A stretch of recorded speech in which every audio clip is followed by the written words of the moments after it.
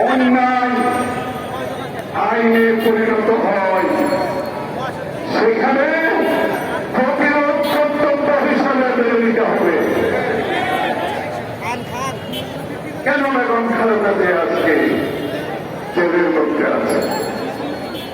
কেন দেশের একটি গণতন্ত্রের মার জেলের মধ্যে আছে? সেটা কি কারো অজানা? ভোট চুরি করে জনগণকে বাইরে রেখে সরকারি কর্মকর্তাদের সুবিধা দিয়ে লুটপাট দুর্নীতির সুযোগ দিয়ে ভোট চুরি করে ক্ষমতা দখল করতে হবে। বাংলাদেশের মানুষের সকল অধিকার কেড়ে নিতে হবে, বাক স্বাধীনতা কেড়ে নিতে হবে, গণতন্ত্রের সমস্ত গণতান্ত্রিক কর্মকাণ্ড কেড়ে নিতে হবে, জীবনের নিরাপত্তা কেড়ে নিতে হবে, দেশ বিক্রি করে দিতে হবে, দেশ বিক্রি করে দিতে হবে। তাহলে দেশের নেত্রী বেগম খালেদা জিয়াকে বাইরে রেখে এটা কি সম্ভব হবে?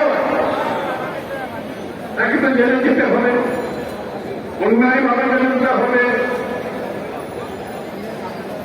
আজকে তারা বিচারে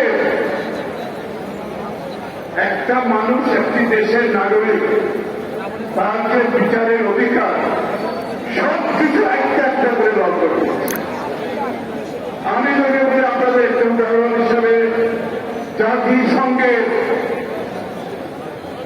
যে মানবাধিকার ঘোষণা করেছে, আন্তর্জাতিক মানবাধিকার ঘোষণা, সেখানে আর্টিকেল 11 পরিষ্কারভাবে বলা আছে, বিচারের বেলায় কেউ যদি কারো অজান্তে যদি কোনো কিছু থেকে থাকে, তাকে দণ্ডপ্রাপ্ত কোনো বিচার করা যাবে না, তার বিরুদ্ধে দণ্ডপ্রাপ্ত কোনো বিচার হতে পারে না।